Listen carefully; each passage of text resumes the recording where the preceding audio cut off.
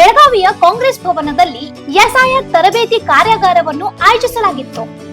ಈ ಕಾರ್ಯಾಗಾರದಲ್ಲಿ ಜಾಗೃತ ಕರ್ನಾಟಕ ಸಂಘಟನೆಯ ಹಿರಿಯ ಪದಾಧಿಕಾರಿಗಳು ಹಾಗೂ ಸ್ಥಳೀಯ ರಾಜಕೀಯ ನಾಯಕರು ಹೆಚ್ಚಿನ ಸಂಖ್ಯೆಯಲ್ಲಿ ಭಾಗವಹಿಸಿದ್ರು.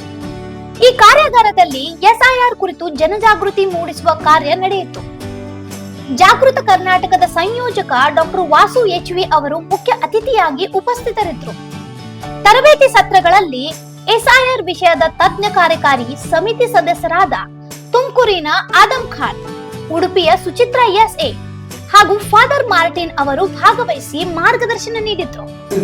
ಕಾಂಗ್ರೆಸ್ ಅಂದ್ರೇನು ಅಂತ ಹೇಳಬೇಕು. ಈ ರೀತಿ ಶುರುವಾಗುವಂತ ಎಸ್ಐಆರ್ ನಲ್ಲಿ ಬಿಹಾರದಲ್ಲಿ ಮೊದಲು ಶುರು ಮಾಡಿ 30 ದಿನದಲ್ಲಿ ನೀವು ಬೇಗ ಬೇಗ ಬೇಗ ಬೇಗ ಈ ಫಾರ್ಮ್ ಅವೆರಡನ್ನು ಲೀಡ್ ಮಾಡಿದರು. ಆದ್ರೆ ತುಂಬಾ ಕಡೆ ರಾಂಗ್ ಮ್ಯಾಪಿಂಗ್ ಮಾಡಿದರು. ಈಗ ತುಮಕೂರು ಜಿಲ್ಲೆಯಲ್ಲಿ ಒಬ್ಬರು BLOಗೆ DC ಸನ್ಮಾನ ಮಾಡಿದ್ರು. ಯಾಕೆ ಅಂದ್ರೆ ಅತ್ಯಂತ ಕಡಿಮೆ ಅವಧಿಯಲ್ಲಿ.